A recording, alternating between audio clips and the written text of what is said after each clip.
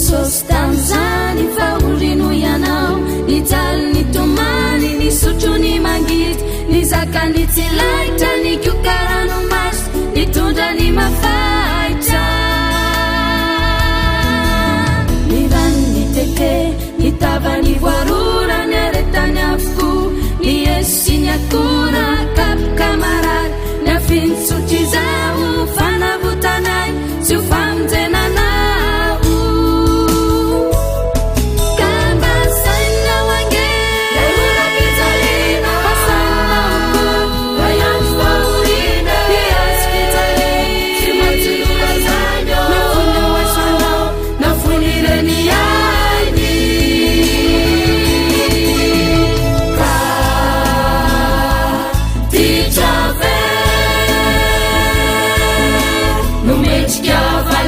Jesosy matoanao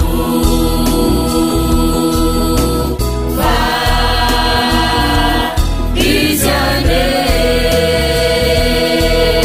fofantsika voakapoka ny jalino ianao ka tiny anao anolotra ho azy zay rehetra mombanao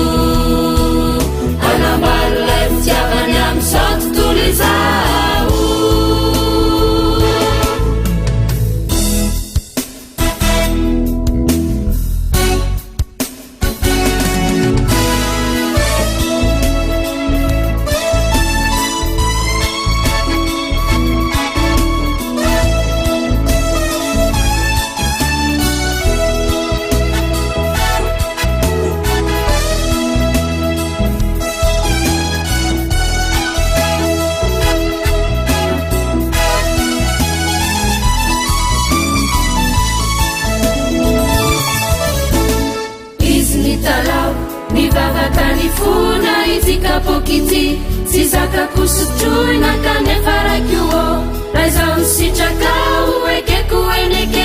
ekeku tsutrizao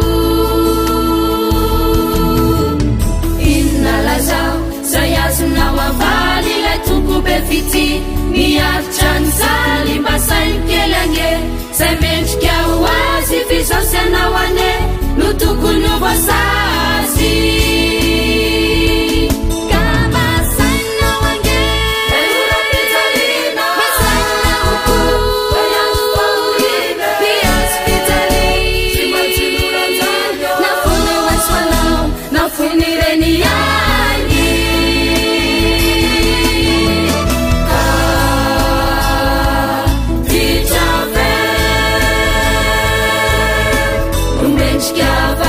Jesosy matoanao